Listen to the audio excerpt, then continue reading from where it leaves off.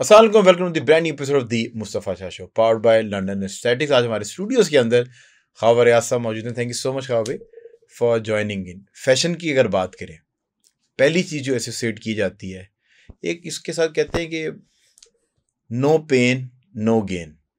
और अब तो सब कॉन्टिनेंट के अंदर, इंडिया के अंदर इसके ऊपर बहुत ज़्यादा बातचीत की जा रही है कि कास्टिंग काउच होता है और जो करियर पाथ है फैशन का कैटेगोरिकली, वो बहुत एक ग्रे एरिया है और उससे गुजर के आपको आना होता है। So what do you think about this?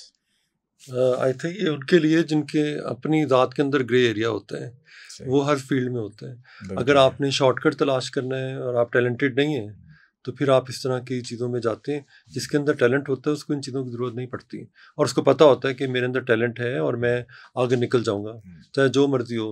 Talent जो होता है अपना रास्ता खुद ही तलाश कर लेता है।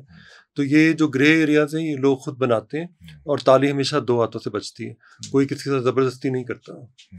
अच्छा, पर जो एक प्रोस्टिट्यूशन है वो उसको जोड़ा जाता है, और मैं I am just not categorically, मैं किसी एक एजेंसी मीडिया हाउस की बात नहीं कर रहा, पर बहुत सारी ऐसी ख़वातीन हैं जो टिकटॉक के ऊपर वायरल हैं या किसी भी सोशल मीडिया प्लेटफॉर्म के ऊपर वायरल हैं, and then they make their fortune from all the activities जहाँ पर ग्लैमर के लिए, पार्टीज़ के अंदर ग्लैमर के लोग चाहिए थे। तो how do you see that? और क्योंकि आपकी तो एक एजेंसी है जहाँ पर आप ग्रूमिंग, ट्रेनिंग एंड डेवलपमेंट के ऊपर काम करते हैं, लोगों को शऊर पहुँचाते हैं। मेरी ऐसा कोई एजेंसी तो है नहीं, वो तो मेरी आदत में है कि मैं हर इंसान को सही रास्ता दिखाने की कोशिश करता हूँ। जब मुझे कोई दिखाने वाला नहीं था तो मेरी कोशिश होती थी कि अब मैं दिखाऊं, तो मैं उस लिहाज से लोगों में डिसिप्लिन पैदा करने की कोशिश करूँ ताकि इनकी ज़िंदगी बेहतर हो। और जहाँ तक रही प्रोस्टिट्यूशन की बात कि इस फील्ड में या कोई औरतें मीडिया को पकड़ के अपनी फेम गेन करती हैं, फिर उसको किसी और मकसद से यूज़ करती हैं, वो उनका ज़ाती फेल है कि वो कौन किसको किस तरह यूज़ करता है, और वो किसी भी शोबे में हो सकता है। तो इस पर कोई रोक टोक तो है नहीं, ये तो आपका अपना ज़ाती फेल है।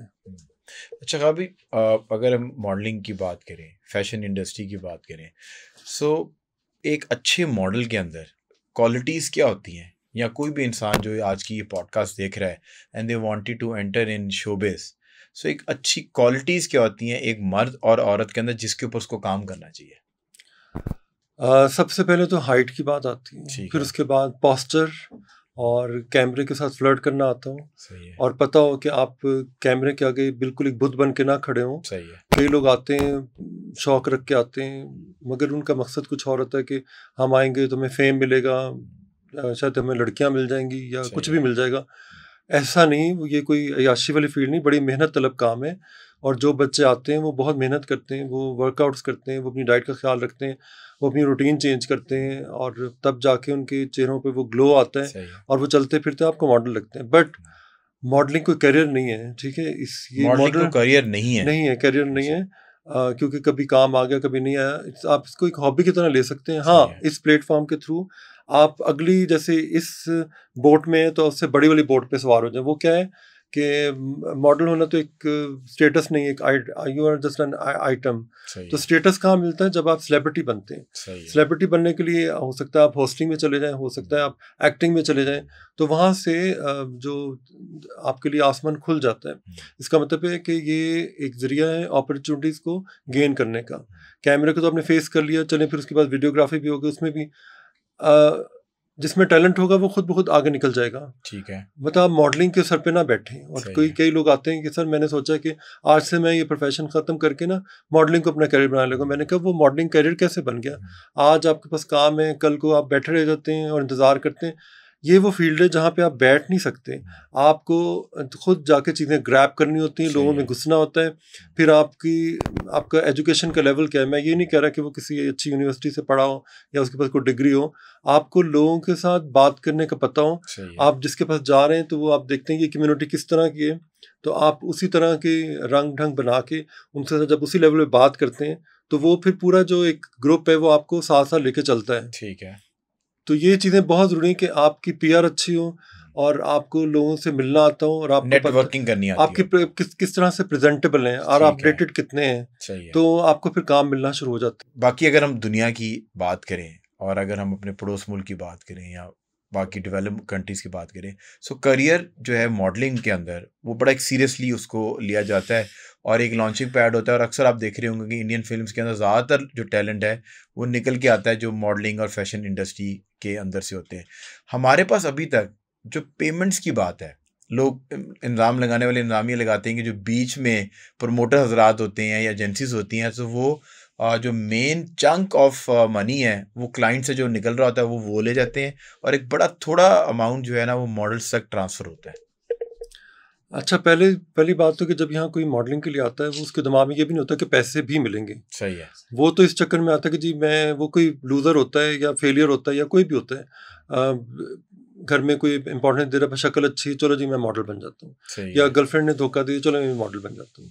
ठीक है, वो आ जाते हैं, तो गर्लफ्रेंड वापस आ जाती है, पता नहीं उनको लगता है कि शायद उसको दिखाने के लिए, सबकी बात नहीं करा कुछ मेंटालिटी की बात कर रहा हूं। हाँ, तो फिर दूसरी चीज़ होती है कि जब वो आते हैं, अच्छा तो पैसे ही मिलते हैं।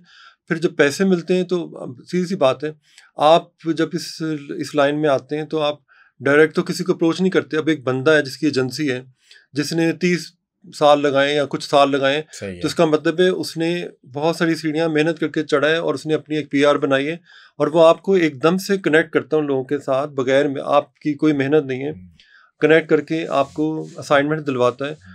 तो मेरा ख्याल सबसे ज़्यादा हक उसका बनता है जो आपके पास असाइनमेंट लेके आ रहा है। सही है। तो वो एक म्यूचुअल अंडरस्टैंडिंग के साथ एक कमीशन होती है, ज़ाहिर वो सर्विसेज दे रहा है तो उसने लेना है पैसे। फिर आप जब खुद से खुद मुख्तार हो जाते हैं तो आपके लिए आसमान खुला हुआ, आप चाहें तो खुद से अपना करियर जो है ना उसको कर लें, और कोई किसी के पैसे कैसे खा सकता है। जो कुछ होता है अंडरस्टैंडिंग के साथ होता है। जिस तरह आप लोगों को ग्रूम करते हैं और एक टाइम इन्वेस्ट करते हैं, सो उसके भी कुछ चार्जेस होते हैं, या जो आपको पसंद आ जाए तो आप नहीं, कोई चार्जेस नहीं होते। अब जाहिर है हमारे मुल्क में इतना टैलेंट है जो रॉ ब्यूटी है। अब वो एक बच्चा जिसका कोई एक्सपोजर ही नहीं है, ठीक है, अब आप उसको इस लाइन में लेके आए हैं तो आप पहले उसकी हैबिट्स को ठीक करते हैं। मुझे लगता है कि ये जो महारत है ये और हसीन हो सकती है, और इसको क्या चीज़ें खा रही हैं तो वो हटाना पड़ता है। इसकी कोई ये समझे कि मैं वैसे ही अपने शौक से कर रहा होता हूँ। सही है। मुझे ब्यूटी को प्रिजर्व करने का शौक है, तो मैं उसको इस हिसाब से देखता हूँ। हमारे यहाँ मोस्टली जो नौजवान नस्ल है वो बहुत टॉक्सिक ज़िंदगी गुजार रही है। सही है। उनको कोई बताने वाला नहीं कि जो चीज़ें वो खा रहे हैं वो ठीक नहीं है, और वही चीज़ें उनको खा रही हैं असल में, जो खा रहे हैं और जो पी रहे हैं। मैं उस रूटीन को सीधा करने की कोशिश करता हूँ। उनको बताता हूँ भाई जवानी सारी उम्र नहीं रहनी, जवानी एक गेट थ्रू है जिसके थ्रू आपने आगे अपना बुढ़ापा संवारना है। जो लोग आपके पास आते होंगे वो तो फील करते होंगे कि कैद में आ गए, मतलब कि एक आज़ादी। अब जब आप उनको डिसिप्लिन करते हैं सो वो तो उस डिसिप्लिन को गलत तरफ लेके जाता होगा कि यार ये तो मुझे उन्होंने बिल्कुल पाबंद कर दिया।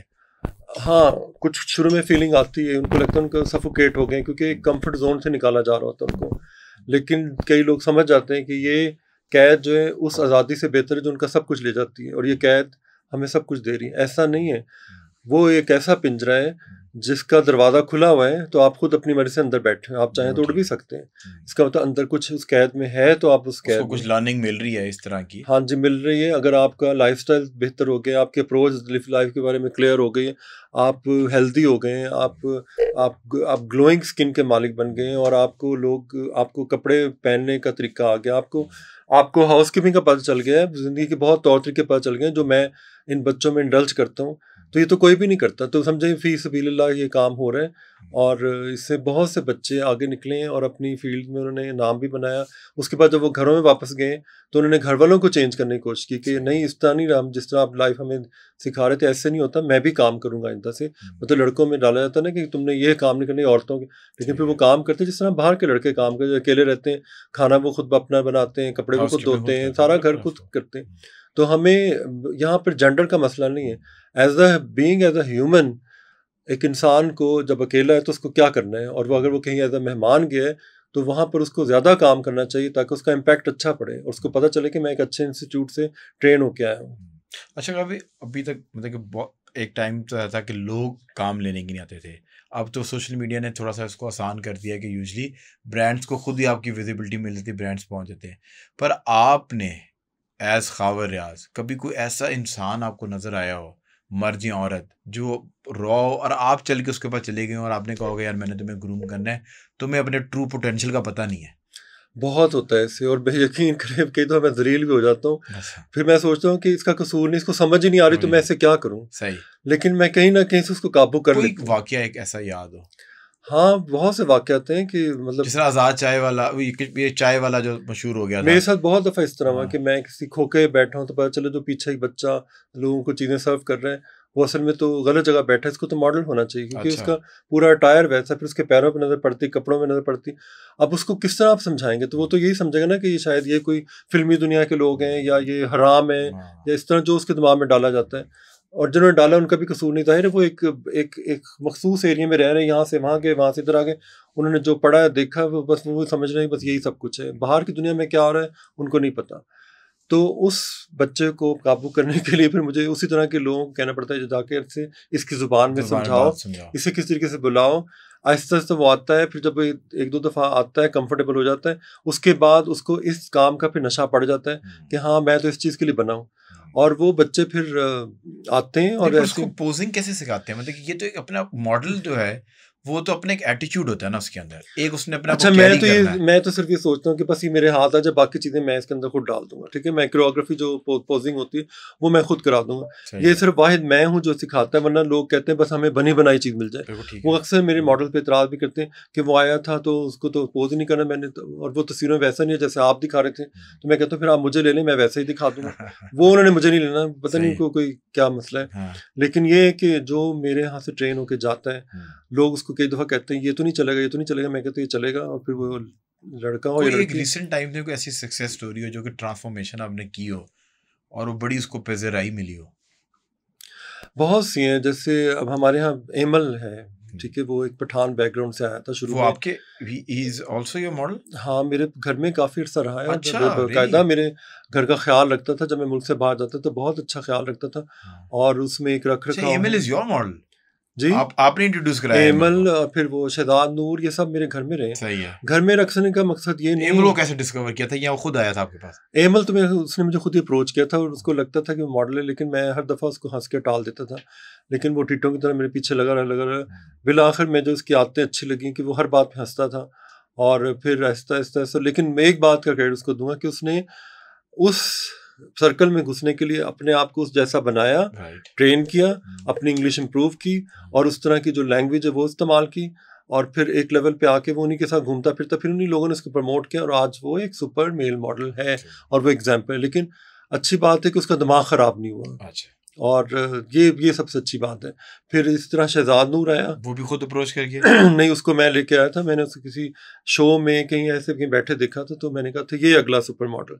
टीवी शो में? नहीं, किसी मैं शो में था। अच्छा, ठीक है। वहां मैंने इसको एक ग्रुप में देखा, किसी एजेंसी के थ्रू आया होगा। तो मैंने इसको बुलाया तो आता नहीं था, क्योंकि मोस्टली जो मॉडल थे वो पठान तबके के हैं और उनको काबू करना बहुत मुश्किल होता है। उनकी अपनी एक साइकी होती है। अब तो खैर मुझे इनकी साइकी समझ आ चुकी हुई है। मुझे अगर कोई पसंद आ जाए या कोई हो जाए तो मैं तो उसके पीछे यूँ समझे कि अपनी पर्सनैलिटी को रद्द करके कि मैं कौन और क्या हूँ, मैं उसके पीछे चला जाता हूँ और उस बच्चे को प्यार मोहब्बत से उठा के ले आता हूँ। और मुझे पता होता है ये पठानों को मैंने कैसे मतलब कन्विंस करना है। लेकिन जब ये आते हैं तो ये बड़े प्यार करने वाले लोग होते हैं और बड़ा आपका इज्जत करते हैं और थोड़े से ज़िद्दी होते हैं।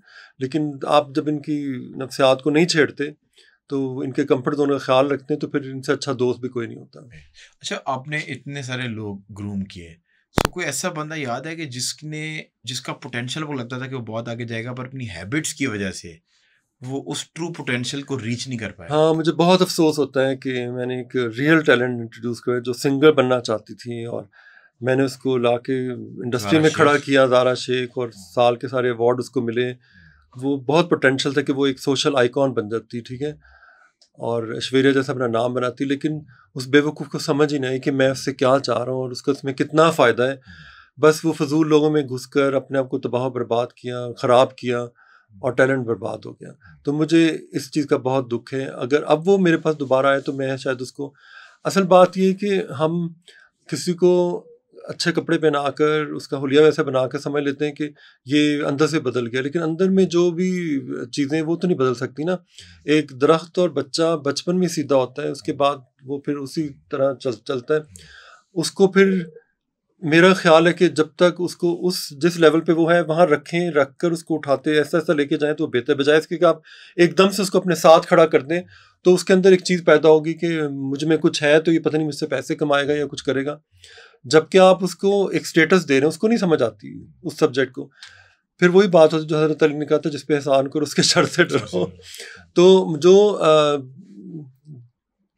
हमेशा जिस पे आप एहसान करते हो सबसे पहले अपने मोहसिन का गला आके दबाता है। लेकिन अब मैं मोहतात हो गया, अब मैंने लोगों को उनकी जगह पर रख कर उनको ग्रोथ देता हूँ, क्योंकि ये उनके हक़ में बेहतर है। क्योंकि बहुत सी मंजिलें होती हैं जो तय की जाती हैं, उस्ताद हमेशा मंजिलें तय करवाता है, फिर उसको जाके उस लेवल पे खड़ा करता है। और मैंने अब उस मंजिल पे जाना शुरू कर दिया कि नहीं, पहले ये, फिर ये, पहले डिसिप्लिन, पहले अंदर से अकड़ ख़त्म हो, पहले अंदर से वो कि मैं ये काम नहीं करूँगा, वो नहीं करूँगा, नहीं वो भी ख़त्म करना है। वो सारे बैरियर क्रॉस करके फिर वो एक अच्छा इंसान बनता है। फिर वहाँ से जब वो किसी मॉडलिंग सेशन के लिए जाता है तो वहाँ से मुझे फिर तारीफ़ें सुनने को मिली कि यार ये आया तो इसने कपड़े हमें दोबारा हैंग करके दिए, जूते बड़े तरतीब से पड़े हुए थे, खाना इसने ख़ास किस्म का मंगवाया, हेल्दी डाइट, इसने वो इसने वो बेवरेजेस और वो जो भी वहाँ पे फास्ट फूड आता है वो नहीं खाया। तो उनको वो कहते हैं हाँ ये उस इंस्टीट्यूट से उठ के आया। आपने ज़ारा शेख तो आपकी इंस्टीट्यूशन या आपके एजेंसी से निकल के आई, पर आमना शेख, ईमान अली, वनीज़े, ये जो एक पढ़ी लिखी लॉट है, इस तरह के लोग जो हैं वो कभी आपके पास से क्यों नहीं निकल के आगे? मैं आपको बताना चाह रहा हूँ कि वनीज़ा अहमद मेरी ही डिस्कवरी है। और उसने अभी हाल ही में एक इंटरव्यू के दौरान ये कहा है कि मैं ऐसे कहीं पे थी तो ख़ाबर आया मेरे पास और मुझे कहा कि मुझे आपको मॉडल बनाना, और ये अच्छा। मैंने उसकी पिक्चर्स खींची, उसके बाद वो बस छा गई। अच्छा, वो तो हमें लगता था अत्तर शहजाद नहीं, अत्तर शहजाद के उसने काम बहुत किया। अच्छा, ठीक है। तो काम करने की अलग बात है, किसी को इस जगह पे लाके खड़ा करना। मेरा असल मकसद ये है कि लोगों को उनकी प्लेसिंग सही करूं, उनको ये बताऊं कि तुम इस जगह काम के लिए नहीं बने। कई लोग किसी और काम के लिए बने होते हैं और उनको पता नहीं होता। ठीक है, तो अब ये होता है कैरियर काउंसलिंग करना। और ये जिसको आ जाता है उसको पता होता है कि ये गलत जगह बैठा है, इसका मकाम वो है, इसकी ये किधर कूड़े की तरफ चल पड़ा है, इसका he is the man for you and that is the place for you. तो ये बड़ी मुश्किल होता है ये फैसला करना। फिर इस तरह ईमान अली शुरू में मेरे पास आई, लेकिन फिर उनके वालिद साहब ने काफ़ी एतराज़ात किए, तो फिर मैंने, वो बेचारी मैं बहुत चाहती थी करूँ काम, फिर बिलाखिर वो अत्तर शहजाद के पास चली गई। मैं खुश हूँ कि आज उसने वो मकाम हासिल कर लिया है और बिलाखिर शादी भी कर ली। सो इसके बाद तीसरा नाम आपने लिया आमना शेख। आमना शेख तो खैर कराची में होती हैं, वो तो एक बहुत अच्छी एक्ट्रेस है। अब पता नहीं किधर है। आमना हक के साथ मैंने बहुत काम किया है और आई थिंक उसमें एंड आमना हक वाज डिस्कवरी ऑफ अत्तर शहजाद? नहीं, वो अपनी डिस्कवरी खुद थी और उसने मुझे भी अप्रोच किया, उसने अत्तर शहजाद को भी किया। और चूँकि मेरा काम ज़रा मुख्तलिफ था, मतलब मैं I am basically people's photographer, मतलब मैं फ़ोटोग्राफ़र नहीं हूँ बेसिकली, मैं अपने आप को फ़ोटोग्राफ़र नहीं समझता।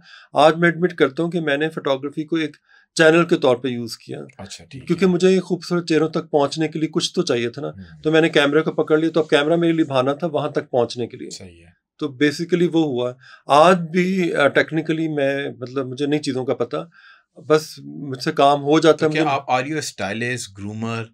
आई think I am not a makeup artist, not मैं अपने आप को कंसिडर करूँ, even not a photographer, I am more of a stylist. Stylist का मतलब ये नहीं कि वो लोगों को स्टाइलाइज करे, इसका मतलब है वो किसी घर में घुसा है तो उसको पूरा स्टाइलाइज करना शुरू हो गया है। उसके पास सामने कोई खाना पका हुआ है तो उसकी तरतीब ठीक कर रहा है, उसका टेस्ट डेवलप कर रहा है, वो खानों को किस तरह प्रेजेंटेबल बना रहा है। वो उसके कमरे में कोई बंदा घुसता है तो उसको 1 मिनट में स्कैन करता है कि इसमें क्या फैशन डिजास्टर्स हुए हैं, उसको ये जो कपड़े पहने ये इसके लिए नहीं बने, इसके लिए ये कपड़े होने चाहिए। तो और किसी को सिंपल हो जाना चाहिए तब वो बेहतर है, किसी के सर पे बाल अच्छे लगे तो उसके बाल नहीं होने चाहिए। और ये आप बैक एंड के ऊपर आप जिस तरह मतलब आपका आए जो लेंस काम कर रही है, आंख ये देखती जा रही, तो ये चीजें बैक ऑफ द हेड आपकी चलना शुरू हो जाती है, उसी वक्त ऑन हो जाती है। तो कभी इससे आप तंग, मतलब कभी ऐसा नहीं होता कि क्योंकि आप जब आपको आदत पड़ जाए कि लोगों में चीज़ों में से बेहतरी ढूंढने की, तो आप हमेशा ही नाखुश, मतलब कि हर वक्त आप लोगों चीज़ें देख रहे हैं और आपका माइंड कह रहा है कि यार इसको ये ऐसा हो जाना चाहिए, इसको वैसा हो जाना चाहिए, इससे थोड़ी तंगी नहीं होती आपको? नहीं, तंगी नहीं होती। मैं उन खुशकिस्मत लोगों में से जिनका आई थिंक ज़िंदगी इससे बड़ी अय्याशी क्या होगी कि आपका जो शुगल है, जो आपकी हॉबी, वही आपका अल्टीमेटली प्रोफेशन बन जाए। तो हर दिन फिर पिकनिक है, एडवेंचर है। हर इंसान को चाहिए कि वो अपने जो जिसमें उसका दिल लग रहा है उसके साथ वो काम शुरू करे तो वो अपनी फील्ड का आइंस्टाइन बन जाता है। मुझे बिल्कुल तंगी नहीं होती, मैं इस तरह करते करते मुझे लोगों की नफ्सियात समझ आने लग गई, बच्चे समझ आने लग गए कि जहाँ से रूट सारे शुरू होते हैं। सही है। तो इसी तरह एक लड़की मेरे पास आई, वो कहीं फिल्म इंडस्ट्री में कहीं बैकग्राउंड में जैसे एक्स्ट्रास होती हैं उनके साथ डांस किया करती थी, और वो किसी ने वो मेरे पास आई तो मैंने देखा तो सब ने उसको कहा कि ये तो काली है, या तो इसके तो बाल ऐसे ही हैं, फलानी शक्ल भी ख़ास नहीं है, तो ये तो निग्रो लगती, फलाना लगती। तो फिर मैंने कहा कि अच्छा ठीक है आप जाएँ। तो जब गई है तो मुझे एकदम दिमाग में ख्याल आया कि मैं एक हवा तो क्रिएट कर सकता हूँ जो लोग एक सेंसेशन क्रिएट होगी। मैंने उसको फ़ौरन वापस बुलाया और फिर मैंने 1 घंटा लग के उसको कन्विंस किया कि अपने बाल छोटे कर लो, यानी पिक्सी नहीं पिक्सी की तरह जैसे होते हैं, एक बॉब सा। वो बिलाखिर मान गई, वो रोती रही, बाल कटते और वो इतने हो गए। उसके बाद मैंने कोई कपड़े निकाले तो उसे, और कोई एक स्कर्ट था और साथ में वो, और पूरी जो उसको अच्छी हील्स पहनाई और लाइट सा मेकअप करके, तो उसके बाद वो लगे जैसे कि वो पेरिस से कोई इथोपियन मॉडल आ गई। और फिर मेरे साथ जो फैशन वीक पे गई तो मैंने कहा तुम मुंह बंद रखो। वो जहाँ जहाँ गई लोगों ने इतना नोटिस लिया, मतलब वो 5'11" हाइट की, दुबली पतली, हर कोई कहे यार ये कहाँ से आई, सब समझे ये बाहर से आई है, जबकि पता कि ये एक आम जगह से आई है।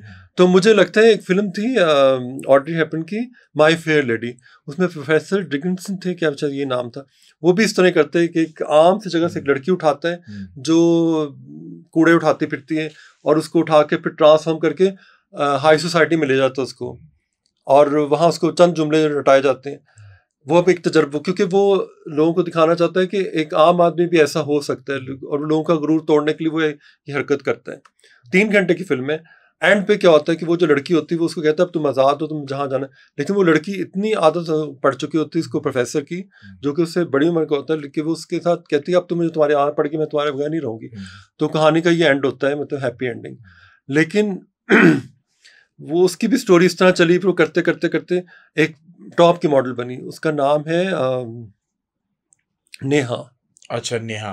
हाँ, ये आप मतलब कि ये you talking about 2012 Neha Ali. हाँ, 2010-12 की। जी आई थिंक आप और जब तक उसके बाल इतने रहे और वो रूल करती रही, फिर उसने वही किया जो लोगों को नहीं करे, उसको रंग चिट्टा कर दिया, मतलब बेस वैसे लगा कर बाल एक्सटेंशन।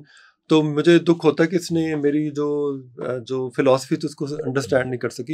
हालांकि मैंने उसे कहा था कि तुम अब घुटनों के बल जो ना मिलान या बाहर चले जाओ, वो तुम्हारी जगह वो है, और वो कर सकती थी। आई डोंट नो फिर क्या हालात हुए, वो भी फिर उसी आम सी जगह पे चली गई जैसे ज़ारा शेख चली गई थी। तो अफसोस होता है जब कोई टैलेंट सही जगह पहुंचता नहीं, जब उस चीज़ को अंडरस्टैंड नहीं करते, लेकिन उनमें कसूर नहीं है, जब अंडरस्टैंडिंग ही नहीं है तो क्या आप कर सकते हैं। एक आपके मॉडल होते थे अहमद अली भट्ट जी, जिनकी शादी भी जो है कहने वाले कहते हैं कि वो आपका ही किरदार था शादी करवाने के अंदर भी। वो क्या हुआ कि जो इतनी मेहनत हुई और एक टाइम पे ही was ruling the fashion industry, then he started doing movie as well, so where did he go wrong? कि मतलब शादी वादी भी हो गई, सारे मामलात हो गए, और हमने देखा हुआ कि आप बड़ा उनको बच्चों की तरह जो है ना ट्रीट करते थे। ये गलत कहाँ होते हैं कि जो बिल्कुल फिर अब पर्दा स्क्रीन से गायब हो गए?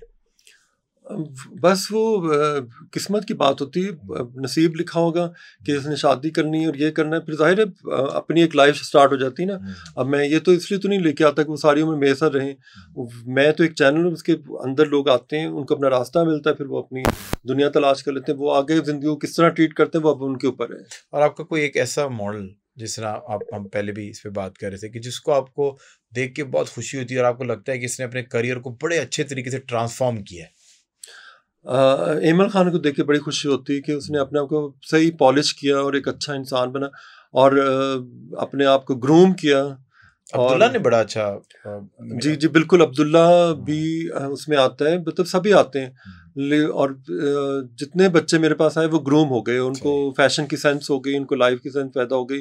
तो मेरा मकसद बस यहाँ तक है, मतलब इसके ये नहीं कि मैं साथ साथ चल, हाँ अगर कोई परिंदा उड़ता हो खुद आके मेरे कंधे बैठ जाए तो वो मेरी खुशकिस्मती है। मैं ये नहीं कर सकते कि उसकी टांगें दबोच के अपने हाथ में पकड़ के फिरूं, ये गलत है। आप किसी को कंट्रोल नहीं कर सकते, कोई खुद अपने आउट ऑफ कंट्रोल होकर आपके पास आ रहा है तो ये आपका अखलाक है। अच्छा, ये जो ख़ावर रियाज सच बोलते हैं और ब्लंट है, ये आप शुरू से हैं कि after some period of time industry में आने के बाद आपने ये सच बोलने का बेड़ा अपने कंधों के ऊपर उठाया, और आई नो कि बहुत सारे लोग, उस टाइम पे सोशल मीडिया नहीं होता था, बहुत सारे लोग आपसे नाराज़ भी थे, या आपके पास रहते हुए भी उनके दिल में वो बुग़्ज़ पैदा होना शुरू हो गया कि यार ये इस तरह की। पर आप तो in true sense you were like a mirror, आप जो हैं वो उनको वो दिखाने की कोशिश कर रहे थे। ये हैबिट कब डेवलप हुई और are you happy about it? Because अभी आप जिस जोन में मुझे नज़र आ रहे हैं, you speak less, you observe more. आज से अगर पीछे चले जाऊँ 5 साल पीछे, सो यू वो मतलब आप ज़्यादा बात करते थे, लोगों की इस्लाह ज़्यादा कर देते थे मुंह के ऊपर।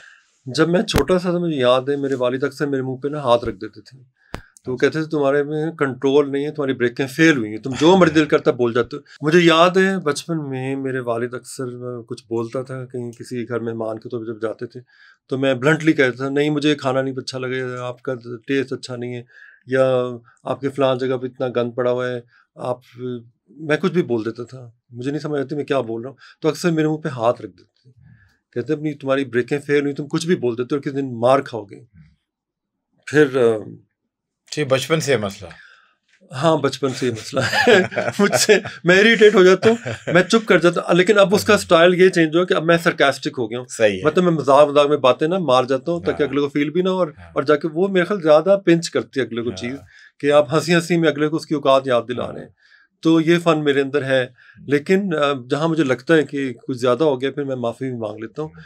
मुझे फिर अपने आप का मैं मुहासबा करता हूँ कि नहीं मैंने गलत किया, ये नहीं करना चाहिए, और हर एक का अपने कोई लेवल होता है अंडरस्टैंडिंग का। ये मैच्योरिटी आपको कब, मतलब किस तरीके से आई? कोई ऐसा इंसिडेंट हुआ कि खुद ब खुद ही आपका ये शऊर आपके अंदर खुद ही आ गया? नहीं इंसिडेंट नहीं हुआ। देखें एक होता है कि आप नीचे से ऊपर जाते हैं, वो तो आपको अल्लाह ताला लेके जाते हैं, ठीक है। फिर आप अपनी तबाही भी एक ज़मान टाइम पे करते हैं, फिर आप नीचे की तरफ जाते हैं, ठीक है। अब जब वहाँ से शुरू होते हैं फिर वो आपकी अपनी एक स्ट्रगल होती है कि ज़ीरो से दोबारा स्टार्ट लेते हैं। वहाँ पे फिर आपको जब ऐब नज़र आते हैं तो फिर आपको समझ में आती है कि नहीं ये भी ठीक नहीं, ये भी मेरे लिए ठीक नहीं, वो भी ठीक नहीं। आपने सबको फ्रेंड बनाना है, किसी को वो नहीं करना। हाँ ये ज़रूर है कि आप दिमाग में फैसला कर रहे हैं कि उस बंदे के ऊपर कांटा फेर दें, लेकिन उसको सामने से रियलाइज़ ना करवाएं। मतलब आप रिएक्ट ना करें, अपने स्विच ऑफ कर दें और सोच लें कि ये पागलों का एक टोला है और मुझे इसके साथ पागल बन के कन्फ्रंट ना करें, मतलब कि आप जाके उसको जाके ये ना बताएंगे तू गलत कर रहा है, और हाँ ये ना बताएं। खामोशी से एक डिसिप्लिन की तर्ज पे कोई ऐसा अमल करें जो खामोशी से पता चले कुछ हिल रहा है। अच्छा, with all due respect, media जो है ना, अब तो आपकी मॉडलिंग के अंदर भी एक रैम मॉडल है, एक स्टिल शूट मॉडल्स अलग होते हैं, फिर टीवीसीज की टैलेंट अलग होता है। सो टीवीसी ड्रामा तो जो है ना लोगों के अंदर एक्सेप्टेंस पैदा होगी, और लोग अपने बच्चों को चाहते हैं कि बहुत सारे लोग हैं जो टीवीसी एड्स करते हैं, और उसकी उम्र की भी कोई कैद नहीं, आप आस्ता आस्ता जिस तरह आप एज करते हैं तो आपका रोल भी टीवीसीज के अंदर चेंज हो जाता है। पर कैटेगोरिकली जो ये फैशन मॉडल्स हैं, अगर आपके एडिटोरियल्स जो लोग करते हैं या जो रैप वॉक करते हैं, तो एक वर्डिंग के साथ जो है ना वो जोड़ा जाता है और कहा जाता है कि ये कंजर है। अक्सर और औकात आपने ये लफ्ज़ जो है ना प्री कंसीव नोशन सुना होगा, और ये एक चीज़ ऐसी है कि जिसकी वजह से बहुत सारे ऐसे लोग हैं जिनके दिल टूटते भी हैं और जो इस इंडस्ट्री में काम करना चाहते हैं, पर जब आपकी उनसे आर्गूमेंट होता है तो एक ऐसा लफ्ज़ है कि जो उनको नीचा दिखाने की नहीं बोला जाता। तो आप इसको किस तरह देखते हैं, और कोई ऐसा इंसिडेंट आपके साथ या कोई ऐसा लफ्ज़ आपके दिमाग को हिट हुआ हो कि जो आपका भी दिल बहुत टूटा हो? एक दफ़ा कोई मौलवी साहब थे, साथ एक ग्रुप था पूरा, और वो उनको ये लगा कि मैं कोई कंजर खाना चला रहा हूँ। सही है। तो उन्होंने मेरे घर पे एक तरह से अटैक किया। हाँ। और फिर मेरे मैनेजर ने उनको जाके कहा कि अगर आपको माहौल देखना तो आप अंदर आए मेरे साथ।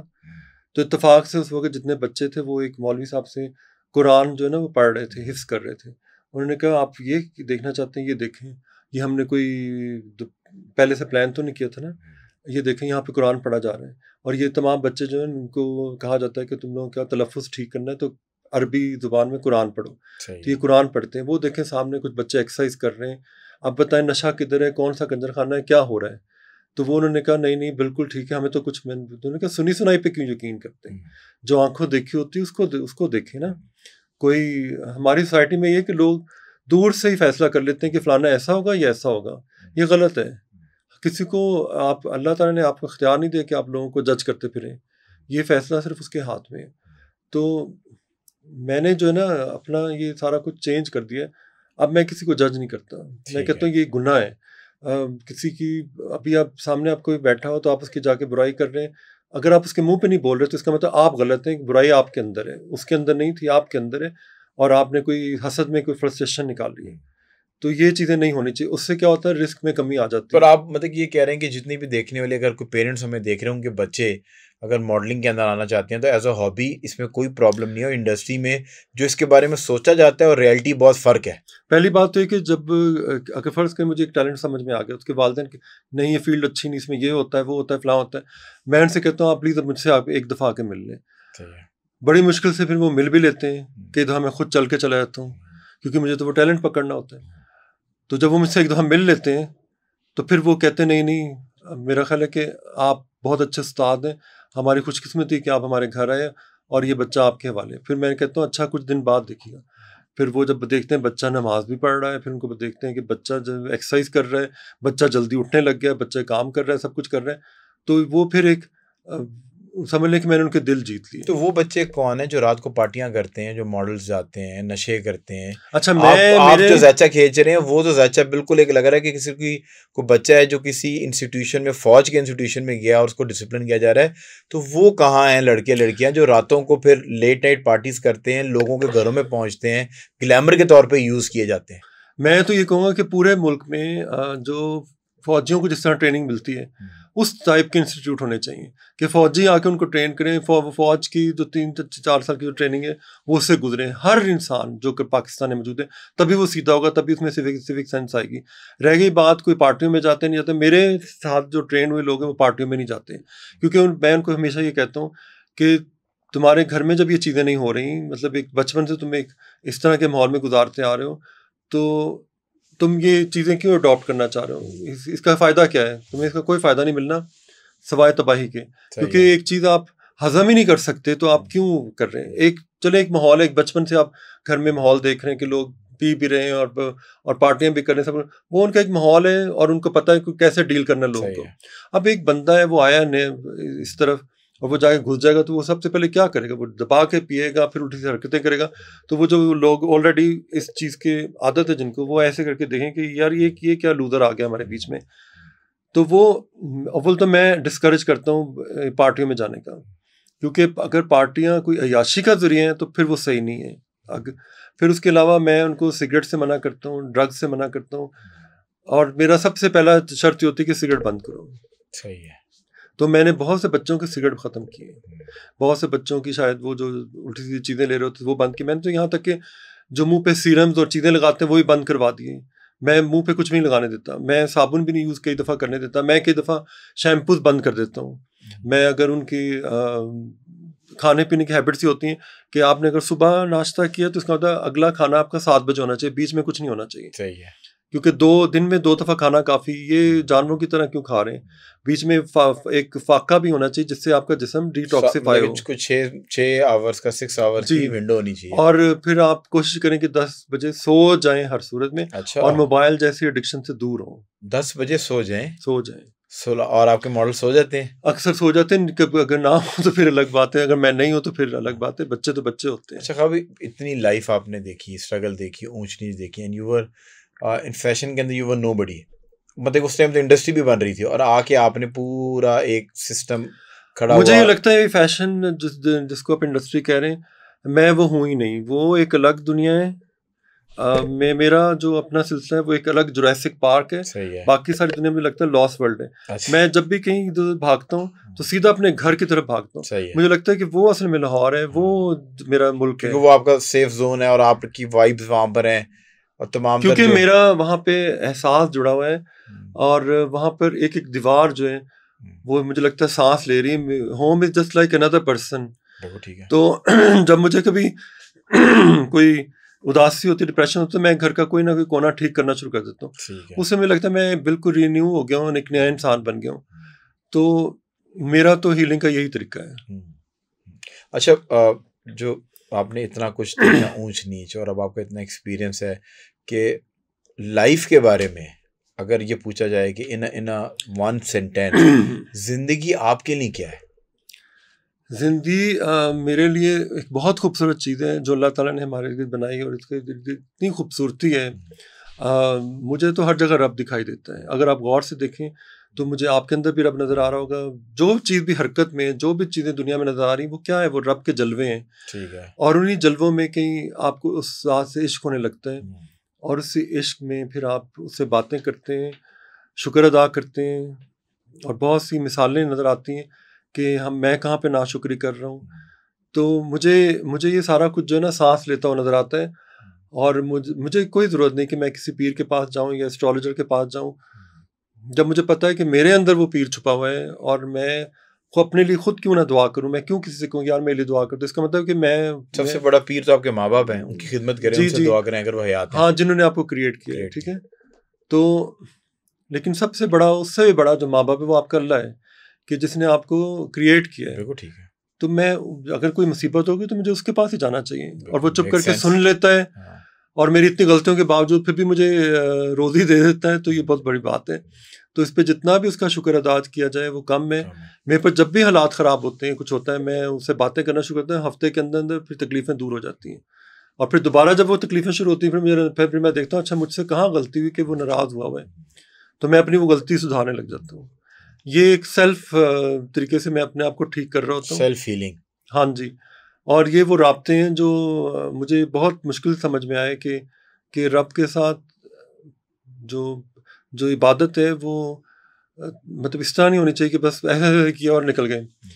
वो फिर एक राब्ता ऐसा होना चाहिए कि जिससे आपको पहले उसके लिए इश्क की कैफियत पैदा हो। अगर आपके अंदर इश्क की कैफियत नहीं है तो फिर आप इबादत ना करें। महबूब को तभी अदाएँ पसंद आती हैं जब आप दिल से उसके लिए सब कुछ खड़े हों और अदब से खड़े हों। तो वो समझ लेता है कि ये मेरे लिए आया है और ये मुझको मांगने आया है, मुझसे चीज़ें मांगने नहीं आया। तो ये चीज़ बहुत मुश्किल से समझ में आती है। और अभी जैसे मुझे किसी ने कहा कि अपनी तारीख बताओ, फिर बता दो तुम्हारी लाइफ में क्यों मसले क्यों हैं। मैं इसको देते देते रुक गया। मैंने कहा नहीं, ये तो मैं शिर्क करूँगा, क्योंकि वो फिर मुझसे कहेगा कि तुमने मुझ पे यकीन नहीं जो तुम मुझसे पूछने बैठ गए क्या वो खुदा है। मैंने फिर नहीं भेजा उसको। मैंने कहा नहीं, ये गलत है, बिल्कुल गलत है। जब मुझे पता है कि मैंने उससे मांगना है तो फिर मैं क्यों करूँ। बिल्कुल सही कह रहे हैं। अच्छा, स्ट्रगल की बात अक्सर आपने सुना होगा कि हमारे इस फैशन मीडिया इंडस्ट्री के अंदर लोग कहते हैं मैं बड़े उससे स्ट्रगल कर रहा हूं। असल स्ट्रगल इन योर पर्सपेक्टिव है क्या? असल स्ट्रगल ये कि आप अपना आप पालें, अपने आप को एक्सप्लोर करें। वो एज का कोई सा भी हिस्सा हो जहाँ से आपको एक किक पड़ती है और आपको लगता है नहीं ये रास्ता नहीं था, मेरा ये रास्ता है, ठीक है। वो कुछ भी हो सकता है। मुझे उसको एक्सप्लोर करना है कि मैं दुनिया में आया क्यों हूँ और मुझे हासिल क्या करना है। मैं क्या टाइम को किल करके ज़िंदगी गुजार रहा हूँ रोज़? क्या मैंने रोज़ से कुछ हासिल किया या नहीं किया? ये स्ट्रगल आपकी होनी चाहिए कि आप 1 महीने बाद कहाँ खड़े हैं, 2 महीने बाद कहाँ खड़े हैं, और आपने चूंटियों की तरह अपना कितना ज़ख़ीरा करके बी प्लान तैयार किया हुआ है। कल को कोई मुसीबत पड़ती है तो कम से कम वो जो बी प्लान है वो ऑलरेडी वो ज़्यादा सक्सेसफुल होना चाहिए कि वो आपको एक आउटपुट दे रहा हो, आपने जितनी उसमें इनपुट डाली है। हमें बहुत सारे सबक जो है ना वो इसराइलियों से सीखने चाहिए, यहूदियों से सीखने चाहिए कि वो एक पैसे आते हैं तो उसको आगे इन्वेस्ट करते हैं। हमारे यहाँ कहते हैं पैसे आते हैं तो एकदम से वो यूं खर्चते हैं और दिखावा करते हैं। वो गलत है। हमने उनकी अच्छी खूबियों को नहीं पकड़ा। ठीक है, वो गलत है कि वो इस तरह सरेआम जुल्म कर रहे हैं, वो कर रहे हैं, पर क्या करें। वो कहते हैं ना माइट इज़ राइट। जिसके पास ताकत आनी उसने ये काम करने हैं। तो ताकत का जवाब अब ताकत से नहीं दिया जाता, अब अक्ल से दिया जाता है कि हम टेक्नोलॉजी में और चीज़ों में इतने आगे से चले जाएं कि वो कहीं खुद ही वो छोटे हो जाएं। हम उस तरफ नहीं आ रहे। छोटी सी मिसाल देता हूँ, कम से कम ये तो कर सकते हैं ना कि अपने मुल्क की बनी जो प्रोडक्ट्स हैं वो ख़रीदना शुरू करते हैं और जो बाहर की प्रोडक्ट उनको बंद कर दें ख़रीदना, तो ऑटोमेटिकली हमारी इंडस्ट्री ग्रो कर जाएगी। अब अगर आप ये कहें जी मुल्क डिफ़ॉल्ट हो रहा है, मुझे मुल्क से बाहर जाना है, मुल्क डिफ़ॉल्ट नहीं हो रहा, आप खुद डिफ़ॉल्ट पे हैं क्योंकि आप मेहनत नहीं कर रहे हैं। अगर आप 2 बजे दोपहर को उठ रहे हैं और ये सोच के उठते हैं कि आपका बाप दादा फैक्ट्रियाँ छोड़ के मरेगा, तो इसमें फिर आपका अपना डिफ़ॉल्ट है और आप हर चीज़ गवर्नमेंट पे डाले जा रहे हैं। आप खुद तो हिम्मत करके चले, अपने गली मले के बाहर जो कूड़ा है वो तो आप साफ़ कर सकते हैं ना पूरी टीम मिलके। बिल्कुल ठीक। तो कुछ तो अपना फ़र्ज़ अदा करें एज अ ह्यूमन। तो अगर आप कर रहे हैं तो आपकी देखा देखी दूसरा करेंगे। मैं जब पार्क में जाता हूँ तो मेरे साथ जब बच्चे एक्सरसाइज के लिए जाते हैं तो उनको पहला हुक्म ये होता है कि एक शॉपर उठाओ, रास्ते से वो रैपर उठाते जाते हैं, उसकी पूरी वीडियो बन के फिर सोशल मीडिया पे चढ़ती है और बाकायदा वो तकरीरें कर रहे होते हैं और फिर उसको फेंकते हैं ताकि जो नौजवान नस्ल है उसको इस चीज़ से इंस्पायर करें कि मॉडल का काम ये नहीं, मॉडल का मतलब है कि ऐसी मॉडल पर्सनैलिटी जिसको देख के आप फॉलो करें। जैसे हमारे नबी सल्लल्लाहु अलैहि वसल्लम एक मॉडल थे कि इस सेंस में कि वो एक नमूना थे जिसको लेके लोगों को इंस्पिरेशन लेनी चाहिए थी। हमने मतलब ईद मिलादुन्नबी मनाते हैं, सब कुछ करते हैं, लेकिन हम उसको एक रस्म की तरह मनाते हैं। लेकिन जिस चीज़ के लिए वो आए थे दुनिया में, जो वो चाहते थे इंसानों से, हमने वो नहीं अपनाया, वो गोरों ने अपना लिया। और आज हम गोरों से ही वो सारी इमदाद लेते हैं और गोरों को बुरा भला कहते हैं। एज अ क्रिएटिव पर्सन, एक ऐसी डेस्टिनेशन जो आपको लगता हो कि एक पूरी दुनिया में एक ऐसा मुल्क जो एस्थेटिकली बहुत ज़बरदस्त है और आपका दिल करता है कि वहाँ जाएं, जाके फोटोग्राफी करें, शूट्स करें, एक कोई ऐसी डेस्टिनेशन? आई थिंक मुझे एक डेस्टिनेशन तो बहुत पसंद थी ईस्टर्न यूरोप में, ख़ासतौर पर प्राग। मैं वहाँ पे गया, वो तो ऐसे था जैसे मैं कोई बड़े बड़े सेट लगे हुए थे और वो चार्ल्स ब्रिज के पास, तो वो उन्होंने सारा प्रिजर्व किया था पूरा शहर, और वो जिस तरह से प्रिजर्व किया था, मतलब मैं घरों के अंदर घुस घुस के देखता था कि ये रोटायन का काम कैसे, ये वुड वर्क कैसे हुआ है, वो दरवाजे कैसे बने हैं, और वो इतना मुझे हॉन्ट करता था और उससे एक ऑर्गेनिक सी फील आती थी, मतलब एक अच्छी फील। और वही फील मैंने अपने घर के अंदर डाली। मैंने अपने घर को ये नहीं बनाया कि look at me, this is more like this is me. ठीक है, तो फर्क होता है दिस इज मी और ये कि लुक एट मी। बारिश आती है जिस इलाके में आप रहते हो, वेनस, तो वो बन ही जाता है। हाँ, वो अगर आप इंजॉय करना चाहें तो वो ठीक है, लेकिन उसमें फिर मैं उसका रास्ता फिर ढूंढता हूँ ना कि अच्छा इसका हल क्या है, फिर हल की तरफ आप आते हैं। तो जहाँ मुश्किलात हैं वहाँ पर एक सिलसिला हल का। पूरा गुलबर्ग में, मॉल टाउन में इसी तरह ही है। लाहौर में जब बारिश होती है तो वहाँ पर पानी बहुत ज़्यादा खड़ा हो जाता है, बिल्कुल। अगर दुबई में खड़ा हो सकता तो फिर हमारी तो कोई बात ही नहीं है। वो बात बिल्कुल ठीक है। तो बात है कि हर चीज़ का एक हल है, तो हल की तरफ जाना पड़ेगा। मुझे लगता है कि मरियम नवाज इस वक्त इन चीज़ों की तरफ आ रही है। उसने कोई टास्क दिया अपनी टीम को कि लाहौर में जो सीवरेज का सिस्टम है, चीज़ें, इसको हल की तरफ लेके जाया जाए। हमें अच्छे कामों को अप्रिशिएट करना चाहिए, चाहे वो कोई भी हो। नफरत करना किसी से लाजमी नहीं। अच्छे काम, चलो कोई तो कुछ कर रहा है ना। अभी हम बात कर रहे थे, मरियम नवाज को बड़ा अप्रिशिएट कर रहे थे कि एज बीइंग अ वुमन, इतनी क्रिटिसिज्म के बावजूद उनको इस चीज़ की शाबाशी है कि वो जाके उनके बीच में खड़ी हो गई हैं और उन्हें बेड़ा उठाया कि मैं प्रूफ करके दिखाऊंगी। देखिए, जो काम बेटों को करना चाहिए था, जब बिल्कुल नून लीग खत्म हो रही थी, वो औरत बीचों बीच खड़ी हुई, ठीक है, और उसने डंडा अपने हाथ में पकड़ा और वो खड़ी हो गई। चाहे जैसा भी किया, ठीक है, चाहे खेल तमाशा किया, चाहे टिकटॉक बनाया, जो भी किया, लेकिन खड़ी हो गई ना, जिंदा कर दिया ना अपनी टीम। और आज वो काम कर रही है, इतने बंधे हुए हाथों के बावजूद वो सड़कों पे निकली है, वो सब कुछ कर रही है। तो लोग कहते हैं जी नुमाइश करी, तो नुमाइश तो इस पॉलिटिक्स का हिस्सा है कि अगर दिखाएंगे नहीं तो लोगों को पता कैसे चलेगा। तो वो अभी जब मैं देख रहा था कुछ अर्सा पहले, लाहौर में इतना कूड़ा था कि जिसकी हद नहीं। अब मैं देख रहा हूँ वो सब कुछ साफ हो गया है, और एक मिनट में फ़ोन करते हैं कंप्लेंट सेंटर में, फ़ौरन से लोग आते हैं, कूड़ा उठा के ले जाते हैं। तो क्यों ना इस चीज़ को अप्रिशिएट किया जाए। फिर उसके बाद मैंने देखा पानी यहाँ पे खड़ा हो, तो कुछ ही देर में वासा वाली गाड़ियाँ आई, सारा पानी निकाल कर ले गई। इसी तरह औरतों के लिए उन्होंने अलग से सेल बना दिए, फिर वो पुलिस का सिस्टम भी ठीक कर रही हैं, मतलब कहीं ना कहीं कर रही हैं। अब एक अकेली औरत, मतलब वो क्या क्या करती, फिर कह देते हैं उसकी टीम अच्छी नहीं, फलान अच्छा नहीं, वो नहीं अच्छा। ठीक है, मान लिया कि नहीं होगी, लेकिन कुछ तो है ना कि कोई नो है तो वो कर रही है ना। वो चाहते हैं कि ये पूरा जो पंजाब कह रही है ये यूरोप की तरह बन जाए, वो बन जाए। चलो एक विजन है, अगर वो नहीं बना सकते, चलो एक झोंपड़ी ही बना लेंगी तो बड़ी बात है। तो कर तो रही है ना, हमें हिम्मत पड़ के साथ देना चाहिए, बजाय इसके कि उसको घसीटें कि तुम्हारा बाप चोर है, तुम्हारा फलाना चोर है, फलाना चोर है। मतलब सबूत क्या किसी के पास कि अगला चोर है या नहीं चोर, ऐਵੇਂ किसी पर इल्ज़ाम लगा देना। हमें नहीं भूलना चाहिए कि उनके वालिद ने और उन्होंने बहुत से अच्छे घर काम भी किए, बहुत से लोगों की मदद की, हॉस्पिटल बनाए, गरीब खाने खोले, कितने लोगों के घर चलाए। हम उस तरफ नहीं देखते, हम सिर्फ यही देखते हैं कि जी लूट के ले गए, लूट के ले गए, लूट के ले गए। अगर वो इतना लूट रहे हैं तो फिर इस मुल्क में वो क्या करने आते हैं। चलो कितना लूट लेंगे, ठीक है, लेकिन लुटाया भी तो बहुत है। आप कह रहे हैं कि खाया है तो लगाया तो है। नहीं, अगर लोग कहते हैं कि जी खाया है, मैंने अपनी आंखों से तो नहीं देखा। मैं एक बात कर रहा हूँ कि जो आपकी मुझे बातचीत से समझ आ रहा है, आप कह रहे हैं एटलीस्ट खाया है तो लगाया तो है। अगर हमें मौका मिलता तो क्या हम लोग नहीं खाते। वो ये सारी जैसी अवाम वैसे हुक्मरान। हाँ, हमें पहले अपने गिरेबान में झाड़ना पड़ेगा कि हम एज अ शहरी कैसे हैं। हम एज अ शहरी भी ठीक नहीं है। अगर हमें चलते चलते कूड़ा नजर आता है, हम क्या हिम्मत करके 10 लोगों को उठा के वो कूड़ा नहीं उठा सकते?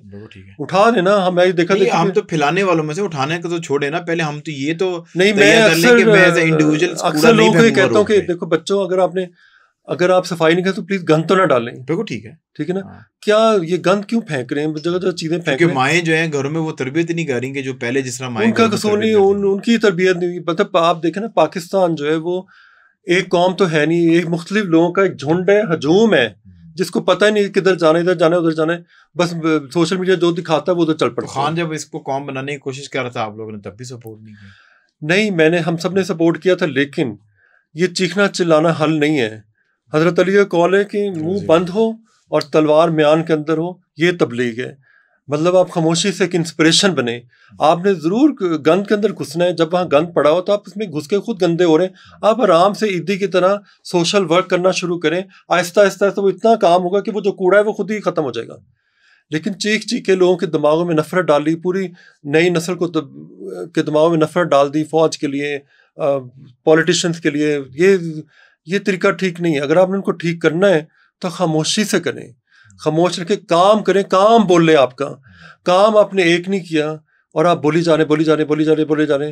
अगर काम किए तो कहाँ फ़ायदा हुआ है? मैंने अपनी ज़िंदगी में कभी महंगाई को सोचा, लोग कहते हैं महंगाई वो एक फ़ैशन की तरह है, लेकिन मैंने उसके दौर में वाकई महंगाई देखी। मतलब इस तरह से कि लोगों ने मेरे सामने, वो जिन्होंने वोट डाले, झोलियां भर भर उसको बददुआएं दी।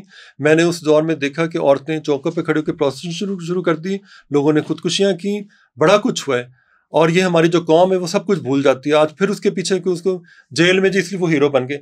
लेकिन मैं कह रहा हूँ बिल्कुल वो हीरो हैं हमारे, और उनको काम करना चाहिए। वो सब अब सीख लें खुदा के लिए, और मुँह बंद करके जो भी उस चाहे वो उनका कसूर नहीं, माफ़ी मांगे और अपना रास्ता निकालें आगे की तरफ, सेफ साइड।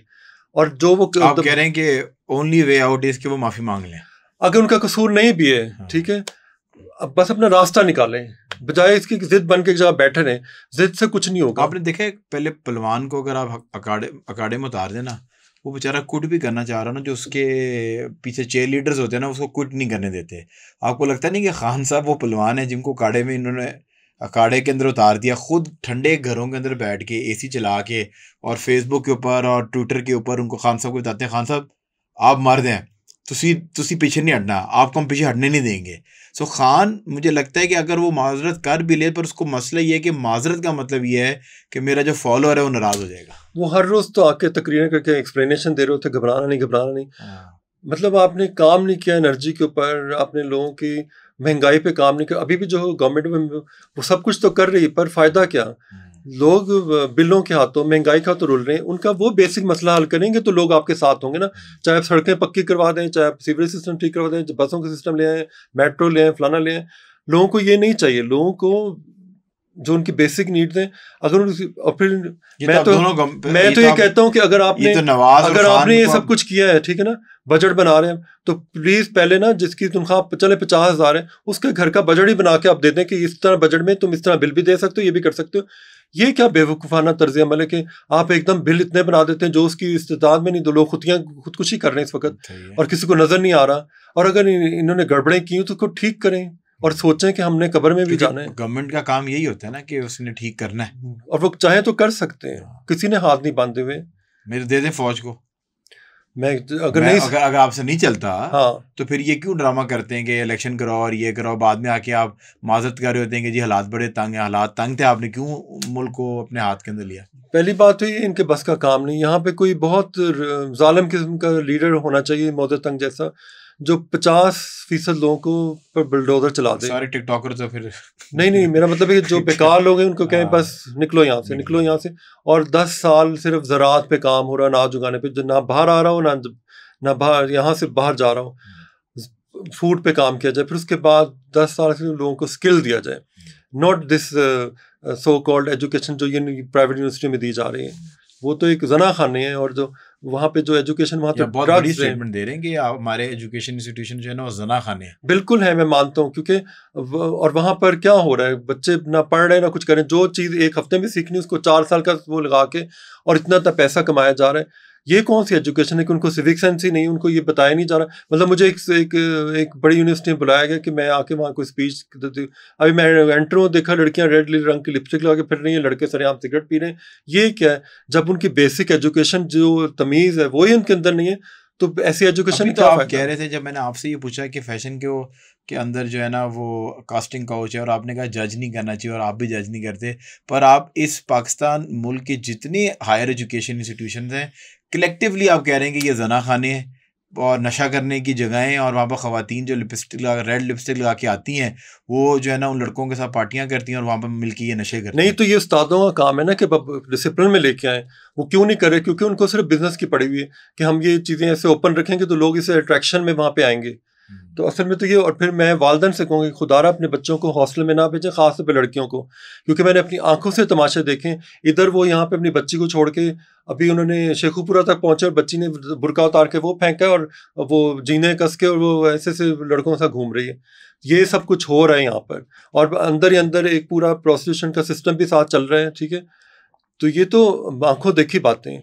और ये जो उनकी फैकल्टी में लोग देखें वो उनको तो खुद कुछ नहीं आता। तो ये कौन सी एजुकेशन है? मतलब हमें इस तरह के इंस्टीट्यूट नहीं चाहिए, हमें वो इंस्टीट्यूट चाहिए जो बच्चों को सिविक सेंस दें, जो उनको लैंग्वेजेस में अबूर करना सिखाएं, जो उनको स्किल दें जिससे वो कमा सकें। 6-6 माह के कोर्सेज होने चाहिए, 5वीं तक सिर्फ एजुकेशन बेसिक हो, उसके बाद बस बच्चे कमाने पे लग जाएं, बिजनेस पे आएँ। चाइना ने इसी तरह तरक्की की है। ये क्या है कि आपने एक जवानी के 20 साल जो उसके इसी चीज़ में लगा दी कि 4 साल उसने MBA किया है या कोई फलाना कोर्स किया, एंड पे उसको ना जॉब है ना ये है। हम तो बच्चों को पढ़ाते हैं ताकि वो जॉब करें। मतलब वाई, स्किल से बड़ी क्या जॉब होगी? जिसके पास स्किल है वो कुछ अर्सा कहीं इंटर्नशिप करेगा तो उसके बाद ऑटोमेटिकली वो सोचेगा मैंने अपना बिजनेस खड़ा करना है। हम उस सपोर्ट सिस्टम की तरफ नहीं आ रहे, और ये पूरा एजुकेशन सिस्टम चेंज हो जाना चाहिए। और जो हो जाएगा आने वाले वक्तों में ये सब कुछ बंद हो जाएगा और AI का पूरा सिस्टम आएगा यहाँ पर।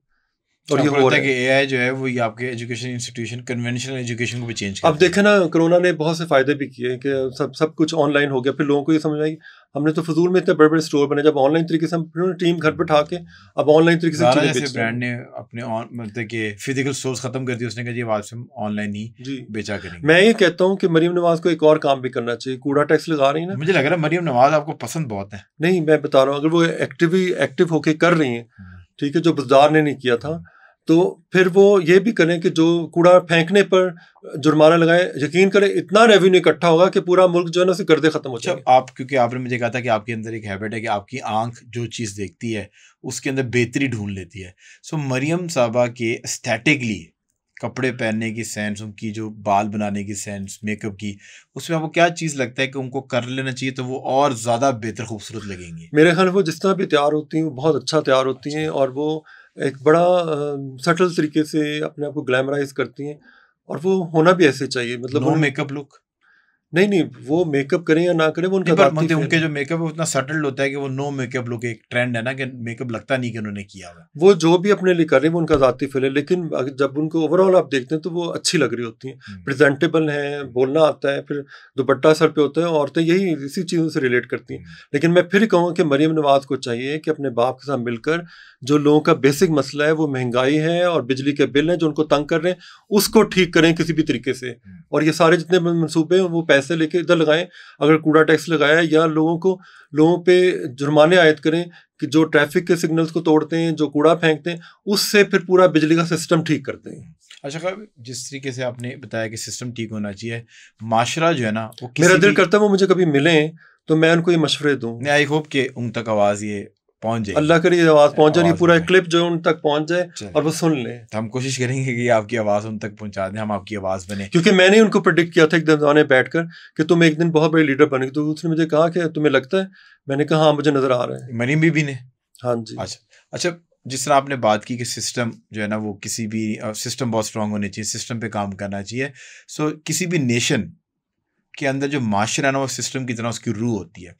सो एक ट्रेंड, एक चीज़ माशरे को जो है ना चेंज करने की कोशिश की जा रही है, और एक तहरीक है जो कि औरत मार्च के थ्रू लॉन्च की गई, LBGTQI, जिसका अगर मैं अपने देखने वालों को आम जुबान के अंदर समझाऊं तो हम जिस्म परस्ती को जो है ना उसके अंदर प्रमोट किया जा रहा है कि मतलब मर्द है तो मर्द से प्यार कर सकता है, औरत है तो औरत से प्यार कर सकती है, and they are just trying के माशरे के अंदर इसको आप नॉर्मलाइज कर लें कि मतलब एक नॉर्मल नज़र से आप इसको देखें। जिस तरीके से आज से 20 साल पहले टीवी के ऊपर अगर कोई ऐसा इंटीमेसी वाला सीन होता था उसको बुरा समझा जाता था, आज आप जिमों के अंदर जाएं वहाँ पर फैमिलीज भी आ रही हैं और वो इंटीमेसी, अंग्रेजी गाने लगे हुए और वो इंटीमेसी चल रही है, nobody minds. How do you see it, ये जो सेम जिस्म हम परस्ती को इस ट्रेंड को आप किस तरीके से देखते हैं? जब ये सब कुछ नहीं था तो क्या हम जिस्म परस्ती नहीं थी? तब भी थी। क्या अगर बहुत पैगंबरों के ज़माने में चले जाएं तो क्या नहीं था? सब कुछ था।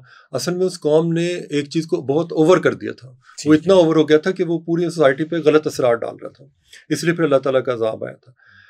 देखिए इंसान है, इंसान के अंदर एक ह्यूमन एरर की गुंजाइश रहती है। जब एक बॉडी से टच होती है सेंसेशन क्रिएट होती है। हर इंसान ज़िंदगी में कहीं ना कहीं इस चीज़ से गुजरता है, फिर वो उसकी डायरेक्शन चेंज हो जाती है। तो अगर पूरी दुनिया को आप इंटरनेट के थ्रू देख रहे हैं या सोशल मीडिया के थ्रू देख रहे हैं तो इसका मतलब है कि जो कुछ पूरी दुनिया में हो रहा है वो आपके मुल्क में भी हो रहा है और वो उसका असर है और ये चीज़ें हो रही हैं और आप उसको डिनाई नहीं कर सकते।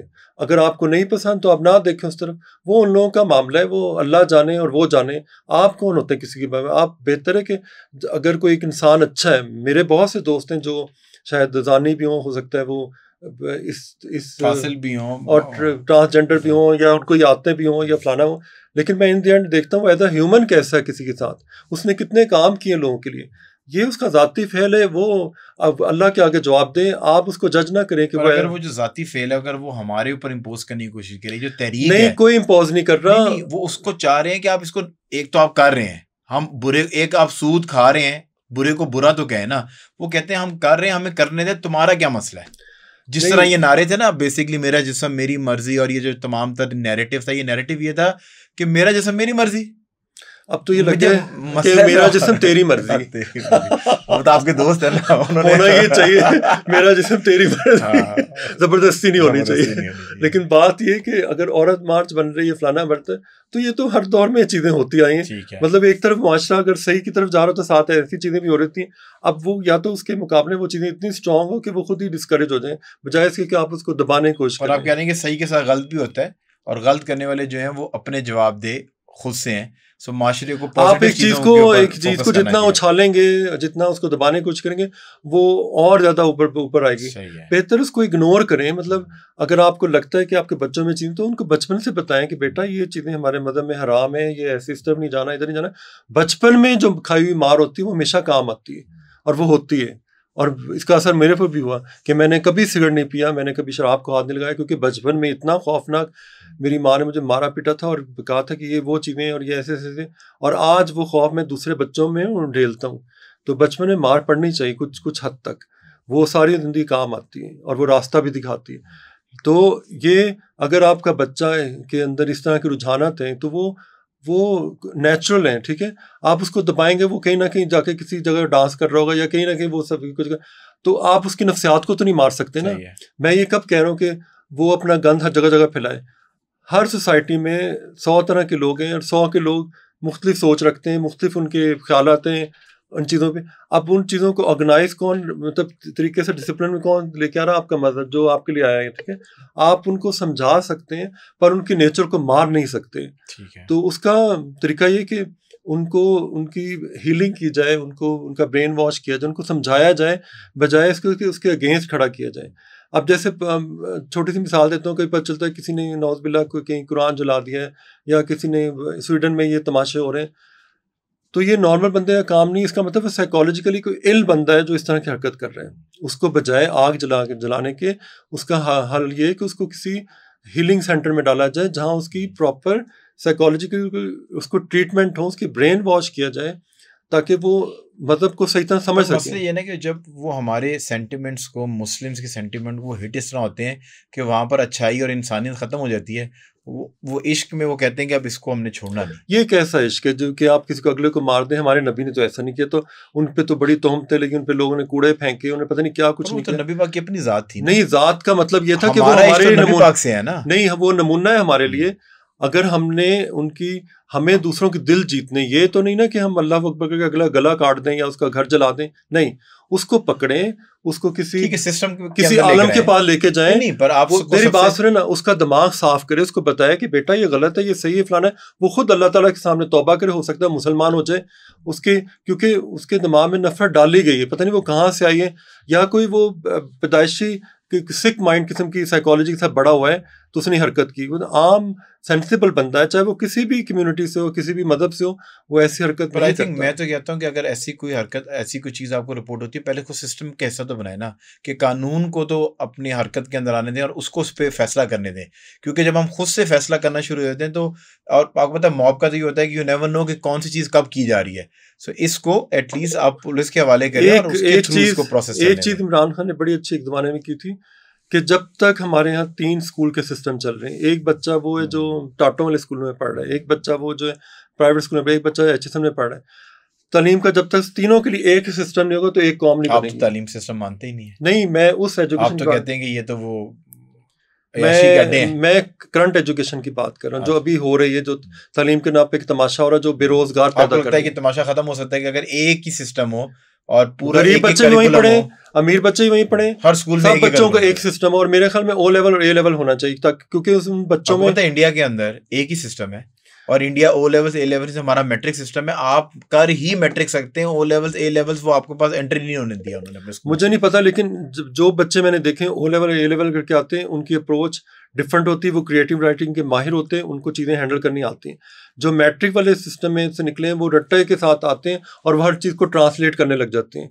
तो जब पता है कि दुनिया इस तरफ जा रही है, इस मुल्क के बाबू जो है ना 90% मैट्रिक किया है उन्होंने। बाबू से मुराद ये कि जो ब्यूरोक्रेट्स हैं, वो बाबू एक हद तक तो चल गए थे, ठीक है ना, जो बड़ी बड़ी गाड़ियों में भूमपू लगा के बाबू घूमते हैं, वो मैट्रिक वाले ही हैं सारे। वो लोग हैं जिनको शायद अंग्रेजों की तरफ से किस जमाने में जायदादें मिली होंगी, तो वो पूरा। एक बड़े अच्छे हमारा दोस्त है अली, उसने बड़ी अच्छी बात की, उसने कहा अंग्रेजों के ज़माने में इनको हायर किया जाता था ताकि अपनी नस्ल के लोगों को ये मार सकें और काबू में ला सकें। तो ये जो ब्यूरोक्रेट है, ये सिस्टम वो है ब्यूरोक्रेसी वाला, कि बड़े बड़े घर दिए जाएं और इतनी सहूलत दी जाए कि अपने भाई को मारते हुए इनको दर्द ना हो। मुमकिन है ऐसा हुआ हो, वही बड़ा अच्छा नैरेटिव था। देखना उन्होंने तो लोगों में तफरीक करने के लिए कई जगहों पे मजहब के भी कोई फिरके निकाल दिए, जो आपको पता है कौन से, और बड़ा कुछ किया है। तो वो आपके अंदर इतनी अकल होनी चाहिए कि आप अपने शौर से उसको लड़ें। मैंने बताया ना, इन द एंड एक अच्छा लीडर चाहिए। वो कोई फौजी हो सकता है, सीधा कर सकते हो, क्योंकि ये कौम है ही डंडे की। एक एडवाइस अगर अपने हुमायूं सईद को देनी हो, क्या देंगे? हुमायूं सईद को वन एडवाइस कि वो सिर्फ प्रोडक्शन में आए, सिर्फ प्रोडक्शन, एक्टिंग ना करें। अभी मैं नीचे से ऊपर आ रहा था, एडिटर उनका ड्रामा एडिट कर रहा था, तो वो तो बड़े, अभी भी लोग बड़ा उनको पसंद करते हैं उनकी एक्टिंग स्किल्स को। आई थिंक एक्टिंग का जहाँ तक ताल्लुक, उसकी एक्टिंग एक जैसी होती है। सही है, एक जैसी मेथड एक्टिंग वो नहीं कर सकता। उस लिहाज से बहुत से और एक्टर पड़े हैं जो वाकई एक्टर हैं। अदनान सिद्दीकी को एक एडवाइस देनी है आपने। अदनान सिद्दीकी ने बहुत स्ट्रगल किए है, हुमायूं सईद ने बहुत स्ट्रगल किए, और आज वो जिस मुकाम पे हैं, वो उन्होंने सही टाइम पर सही फैसले किए, और आज वो माशाल्लाह से एस्टैब्लिश्ड है। एडवाइस कोई ग्रूमिंग के एडवाइस देते हैं, मतलब उनके तो अपने भी सलोन वगैरह हैं, कि जब वो उस मुकाम तक पहुंच गए तो बजाय इसके कि वो लोगों की रहनुमाई करें, तो ये ना करें कि जो नीचे वाले लोग हैं उनको ऊपर लाने में हेल्प करें उनकी। सही है, ठीक है। कितने टैलेंट है जो बर्बाद हो रहे हैं, ठीक है। अगर वो आपको अप्रोच करते हैं तो आप उनकी हेल्प करें। आप हेल्प नहीं करते, आप एक दफ़ा कह देते हैं, उसके बाद उनका फ़ोन सुनना बंद कर देते हैं। ये जो अदाएं वो अल्लाह को पसंद नहीं है। फहद मुस्तफ़ा को अगर आपने एक एडवाइस देनी हो। फहद मुस्तफ़ा के अंदर एक बहुत अच्छा एक्टर छुपा, उसके अंदर बहुत करंट है, और वो जिस तरह प्रोग्राम को कंडक्ट करता है वो बहुत अच्छी चीज़ है। इन तमाम लोगों को, जब इनकी इतनी पब्लिक के अंदर स्टैंडिंग है, तो इनको बहुत बड़ा सोशल वर्क करना चाहिए, जो कि कर सकते हैं। अल्लाह ताला ने इनको इसलिए ये मुकाम दिया है, लेकिन ये कर नहीं रहे। खलीलुर रहमान कमर साहब को अगर आपने एक एडवाइस दी, जरा डिटेल एडवाइस दीजिएगा, कैमरा आपका ये है, शायद उन तक ये पहुंच जाए।